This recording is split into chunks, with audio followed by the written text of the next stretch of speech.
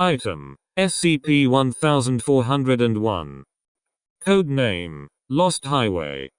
Object Class: Euclid. Special Containment Procedures: SCP-1401 has been permanently closed to civilian traffic as of 19. Construction of an alternate highway linking affected communities is pending. Permanent road barriers have been erected to deter automobile traffic. Plainclothes security personnel are to surveil SCP-1401's termini to deter foot, bicycle, or motorcycle traffic from entering. All Foundation traffic along SCP-1401 for purposes of installing monitoring equipment, road maintenance, etc. is to begin and end during daylight hours only. In the event that any stay within SCP-1401 extends past the end of civil twilight, personnel are to park their vehicles and remain in position until dawn. No personnel are to travel along SCP-1401 during nighttime hours except D-Class undergoing testing. The Foundation is to monitor police communications in all regions where SCP-1401-1 is capable of manifesting for any report of vehicle activity indicative of SCP-1401-1. Foundation first response assets are to shadow any known SCP-1401-1 instances and document their movements and identities until such time as SCP-1401-1 demanifests or Mobile Task Force Kappa 101, Convoy, and Special Medical Unit 738 arrive on scene. No attempt to intercept or damage SCP-1401-1 is to be made without MTF Kappa 101 and SMU 738 support. In the event of an SCP-1401-1 related accident or an uncontained police interception, Class A amnestics are to be issued to all survivors and first responders. Refer to Addenda for information regarding disposition of SCP-1401-1 passengers. Description: SCP-1401 is a former stretch of U.S. highway, initially paved during the first wave of transcontinental motor trail construction in the early 20th century. SCP-1401 stretches for approximately 112 kilometers through rural and uninhabited areas of the state of Redacted, linking the cities of Redacted and Redacted, and intersects no other roads or highways between those two termini. SCP-1401 exhibits no anomalous properties during daylight hours, and may be traversed safely. During nighttime hours, however, approximately % of motor vehicles traveling along SCP-1401, regardless of whether they were traveling east or west, do not arrive at their destination and cannot thereafter be located by any means. Thorough surveys of SCP-1401 have located no trace of any wreckage or signs of accidents or collision. During tests conducted with D-Class personnel driving from one end of SCP-1401 to another, onboard monitoring equipment has spontaneously failed during disappearances, and pursuing airplanes and helicopters have noted the test vehicle's headlights spontaneously deactivating concurrent with equipment failure, as well as instantaneous disappearance of the test vehicle's heat signature from onboard infrared imaging equipment. In tests where aerial pursuit was close enough to shine a spotlight directly on the test vehicle, no disappearances have occurred to date. Since SCP-1401 was closed to civilian traffic, 57 Foundation test vehicles and their personnel have disappeared within, as well as 3 non-test vehicles which remained within SCP-1401 after dark due to engine failure and subsequently attempted to return before sunrise. SCP-1401 does not affect airborne vehicles, foot traffic, or persons on non-motorized vehicles. Based on the nature of several instances of SCP-1401-1, it can be inferred that SCP-1401 has possessed its anomalous properties since shortly after it first came into service. The Foundation became aware of SCP-1401 in 19, when traffic along SCP-1401 decreased significantly due to the opening of interstate, which bypassed it as an arterial road, and a correlation was first determined between disappearing motorists in the region and persons traveling along SCP-1401. SCP-1401-1 consists of several hundred anomalous motor vehicles, with license plates and physical descriptions matching those of vehicles known to have disappeared while traveling SCP-1401. 738 unique instances of SCP-1401. 1 have been identified to date, 31 of which have been identified as former Foundation test vehicles. The oldest identified instance, designated SCP-1401-13, is a 1916 Ford Model T. The newest, SCP-1401-1732, is a 2006 Toyota Camry formerly used as a Foundation test vehicle. The total number of SCP-1401-1 instances is unknown, based on the rate of occurrence and historical rates of traffic along SCP-1401. The total number of vehicles affected by SCP-1401 is speculated to be in excess of 10,000. 87% of SCP-1401-1 instances have been sighted within a 1,000 km radius of either of SCP-1401's termini. However, SCP-1401-1 manifestations are capable of occurring in any jurisdiction that has paved roads, where motor vehicles drive on the right side of the road, and automobiles manufactured for the U.S. market are legal for on-street driving. All SCP-1401-1 instances have been observed only during nighttime hours. Upon manifesting shortly after dusk, an instance of SCP-1401-1 will proceed to drive in no particular direction upon any highways, arterial roads, surface streets, alleys, or back roads legally open to civilian traffic, without parking or stopping except for traffic lights, stop signs, or as necessary to yield to traffic or pedestrians possessing the right of way. If not interfered with, SCP-1401-1 will obey all traffic laws applicable to the jurisdiction in which it is operating. No instance of SCP-1401-1 has ever been observed to refuel or make any stops of any nature. Close observations of older SCP-1401-1 vehicles have indicated extreme signs of vehicle wear and exposure to the elements, including rust, damaged tires, and indications of mechanical wear under which conditions the vehicle should not be drivable.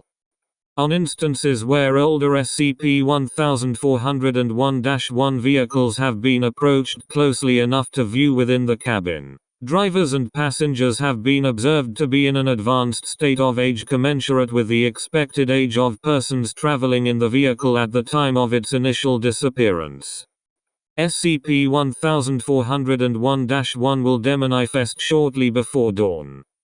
The nature of demanifestation has never been directly observed. In all cases where police or Foundation personnel have shadowed an SCP-1401-1 vehicle, it has either eluded pursuit shortly before demanifesting, or spontaneously deactivated its headlights and disappeared from infrared monitoring, similar to the disappearance of vehicles within SCP-1401.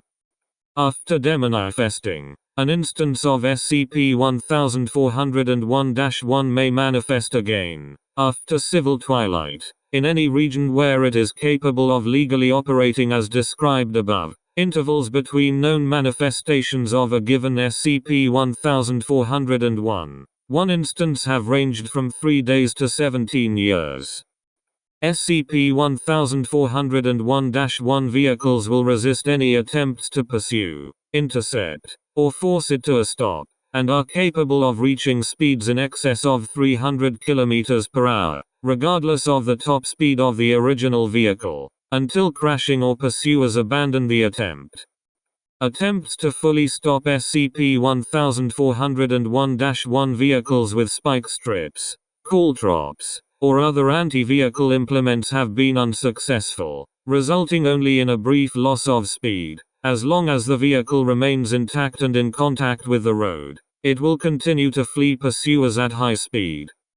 No instance of SCP-1401-1 has lost control or been determined to have been at fault in a collision. In all documented instances to date where an SCP-1401-1 vehicle has been stopped, cause of deceleration was due to another vehicle deliberately or accidentally striking it or placing itself directly in its path. In all cases where an SCP-1401-1 vehicle was recovered, the gas tank was found to be empty. Older vehicles were found to have suffered several major engine failures, which under normal circumstances would render automobiles inoperative, and attempts to restart said vehicles after recovery have been unsuccessful. Addenda. SCP-1401-1 Passenger Medical Analysis. To date, 37 SCP-1401-1 vehicles have been successfully stopped during pursuits by Foundation personnel or civilian first responders. In 23 instances, the stop was achieved by means of a direct collision, with no survivors on board the SCP-1401-1 vehicle. Following the development and implementation of Procedure 1401-1 Delta, which involves reducing SCP-1401-1 velocity with spike strips and by grinding pursuit vehicles against its side prior to forcing a spin-out with a modified pit maneuver, 14 vehicles have been recovered with minimal collision-related injuries to passengers on board. In all cases where identification has been possible, the identities of passengers have been matched to those of persons known to have been traveling in SCP-1401-1 at the time of its disappearance. Passengers have been designated based on the vehicle they were recovered from and their seat position clockwise from the driver's seat. In almost all cases wherein SCP-1401-1 passengers were recovered alive, the passengers died less than 60 minutes after SCP-1401-1 was stopped. Apparent biological age of passengers is commensurate with their presumed age given known dates of birth. Passengers display acute signs of dehydration, starvation, bed sores, deep vein thrombosis, and other symptoms consistent with advanced age and with remaining in a stationary position for long periods of time without exercising rudimentary bodily functions. Death occurs as a complication of these circumstances. In several cases, passengers were found to be in the advanced stages of fatal communicable diseases which contributed to their death.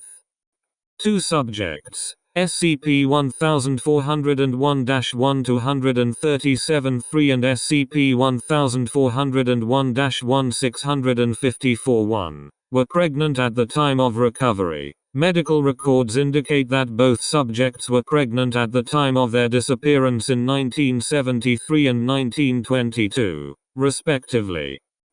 Fetuses showed signs of advanced age and illness commensurate to adult passengers and did not survive. In 20, Special Medical Unit 738 was established for the purpose of responding to SCP-1401-1 events and performing on-site emergency medical treatment for SCP-1401-1 passengers in the hope of recovering passengers alive. To date, 12 passengers have survived past the 60-minute mark. 2. SCP-1401-1 332-1 and SCP-1401-1 702-3 are conscious and able to speak. Both, however, are confined to bed rest due to severe muscular atrophy and require 24-hour nursing care at this time. Interview 1401-1 332-1. Interviewer, Dr. S. Samish. Interviewee, SCP-1401-1332-1. Hereafter Adam. Forward. SCP-1401-1332-1. Adam disappeared with his wife and 2 children in June 1932, while driving west along SCP-1401 in a 1928 Ford Model AS vehicle was first identified by the Foundation in 19 and designated SCP-1401-1332. SCP-1401-1332 was recovered intact following a pursuit on 20. SMU-738 was unable to save any passengers except for the driver's biological age, based on medical examinations and birth documents, is presently 1. Due to injuries noted at time of recovery, is unable to walk or stand under his own power and frequently requires supplementary oxygen in order to breathe. Begin log. 3:12 p.m. Dr. Samish, how are you feeling today, Adam? Adam, I've been better. Sure is good to stretch out my legs again. Dr. Samish, can you tell me how long you were driving for before the police stopped you? Adam, well, we left, redacted, at 9:30, on our way out to California. We were driving at night to beat the heat and the dust, you see.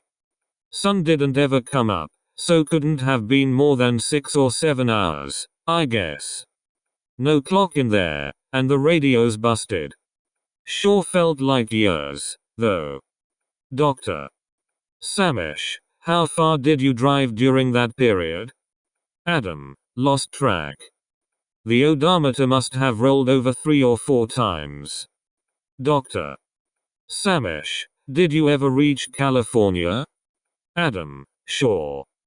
Kept driving. Didn't like the look of the place. Dr. Samish, you must have needed to refill your gas tank at some point, yes? Adam, never needed to. Good thing, too. It was 10 cents a gallon back home, but some of the stations out here, you wouldn't believe how much they're charging. Dr. Samish, did you ever stop to eat, or use the facilities? Adam, wasn't really that hungry. None of the restaurants I've seen around here look very good, anyway. Dr. Samish, did you stop at any time for any reason? Adam, why bother? We were making great time. Nowhere any good to pull over, anyway. Dr.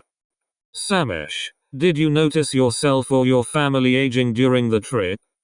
Adam, yeah, I guess I've got a few more wrinkles now than I used to. And the boys, well, they say kids grow up in the blink of an eye, but I wasn't expecting it to happen that fast. Dr. Samish, why did you attempt to evade pursuit when the police turned their lights on? Adam, don't make me out like I'm some kind of crook. I wasn't trying to evade pursuit or anything like that. I just didn't feel comfortable pulling over in that neighborhood. Dr. Samish, you continued to lead the police on a chase for 238 miles across 3 states, before you were forced to stop. Were there no acceptable places to pull over at any point during the pursuit? Adam, didn't see a one. I'm not so sure about this place, either. Dr. Samish, what would you have considered a good place to stop? Adam, if there is one, I haven't seen it. End log. 3:18 p.m. Footnotes. 1. 383 kilometers.